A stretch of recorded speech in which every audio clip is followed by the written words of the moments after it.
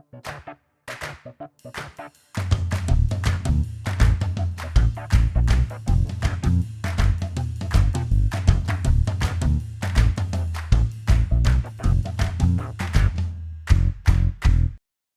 hi, welcome to Thursday Collection Connection, where we're playing that game that's just an excuse to talk about records. I play the game with my brother, Plastic Eric, over on the Plastic Soundwave Cult channel, and every Monday he shows an album, every Thursday I show an album, and the connective tissue is that the albums relate in some way to another. Now, we've been trying a so far failed experiment to see if we can get people to guess what the connection is for the last couple of weeks. I don't know that we've had one right guess yet, and so I'm going to throw you a little underhand pitch, a little slow pitch, put the ball on the tee, and I'm hoping somebody hits it out of the park. So on a scale of difficulty, I would say of 1 to 10, with 1 being the most easy, 10 being the most difficult, I would put this at about a 2. So in Eric's last video, he talked about Gorillaz by Gorillaz. I have a spotty Gorillaz catalog in my collection. I don't have that first album. I have Demon Days and the one that just came out, something Island, Cracker Island maybe, the Now, and I think one other one. But those are the only ones that I have, on Plastic Beach maybe. But anyway, yeah, listening to it, it was fine. It started out a little more accessible to my ears before kind of going into the weird territory. Certainly I know Clint Eastwood, the song, but that was the only one I was really familiar with. But not bad. I think I still prefer Blur to Gorillaz myself, although I think in the US, Gorillaz has been the much more lucrative, or successful, I should say, successful outfit for Damon Albarn. But did you get the connection? I don't know if that was the strongest connection Eric had there, after I, a week before, had said that maybe a self-titled debut was not that great a connection. But that's what I went with, a successful self-titled debut for that one. So do what you will with that. But I'm trying to come up with something a little more concrete for you to guess here. And like I said, it's a punt, it's a 5-yard field goal. It's easy going, okay? So I want somebody to guess this. And the album that I will connect Gorillaz to is from 1985, and it is the third, I believe, album from ABC, How to Be a Zillionaire. Now, I will note that it's got 2 different covers. As I'm talking, this is probably the part where there's words covering up the screen, so I'll hold on to these for a moment.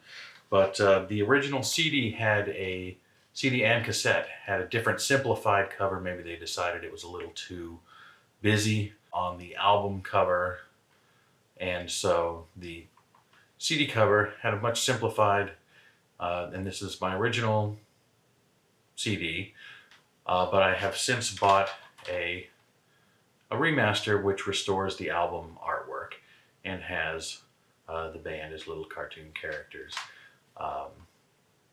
This was kind of ahead of its time.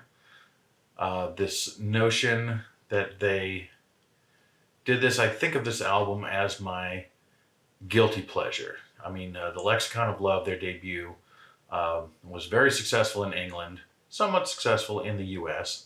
It surprises me that Be Near Me from this album charted higher than anything from Lexicon of Love in the US, although they were continuing sort of a downward slide in England after scoring 3 top 10 hits with Lexicon of Love. I love this album. I think of it as my guilty pleasure album because I don't know that it's great, and yet unironically I love it to death. I think it's a really fun album to listen to, and I feel like it takes the sophistopop of Lexicon of Love, really kind of amps up the synthiness of the time, and I feel is kind of a sly, cynical piss take almost of the soullessness of being fabulous. There's a lot of stuff about kind of success and you know, surface presenting, and to the point where really the band had gone from a 4-piece down to a 2-piece by the time of this album. It was just Martin Fry and Mark White, and yet they added 2 band members in Eden and David Yeratu, who didn't really do anything. It's almost like it was just the optics of it, and so the shallowness, you know, is sort of right there on the surface and representing themselves as cartoon characters. In the video for How to Be a Millionaire, which is interesting that the album is How to Be a Zillionaire, but the hit single was How to Be a Millionaire. Yeah, it's just a very cynical, I think, take on the 80s. I still have the 2 versions of the album because this is one of those annoying times when the bonus tracks that came with the CD version, the original CD version, are not the same tracks as are on the remastered version. That's got a whole bunch of bonus tracks, but does not replicate all of the bonus tracks that were on the first CD issue. I don't know if you remember way back when CDs would put extra tracks on them to try to tempt you, seduce you into buying the CD instead of the vinyl or cassette version. As they were trying to get CDs to take off, CDs would often have bonus tracks unavailable on the other formats.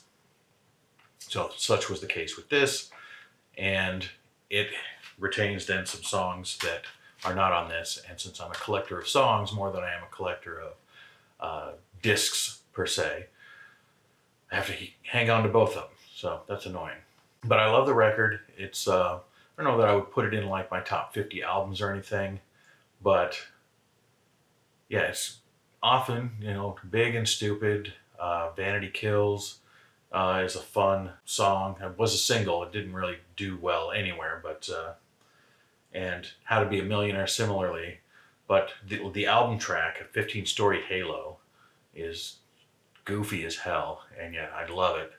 And A to Z, which is a song mostly instrumental, one of those kind of let's introduce everybody in the band songs, so each member has a line, but other than that, it's basically just an instrumental where they yell ABC every so often.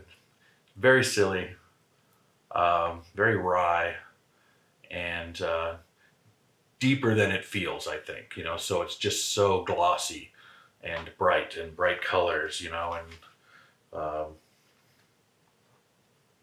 anyway, I am late getting to this, so I will wrap it up. But like I said, this is an easy handoff connection. I just want to see if anyone will guess it.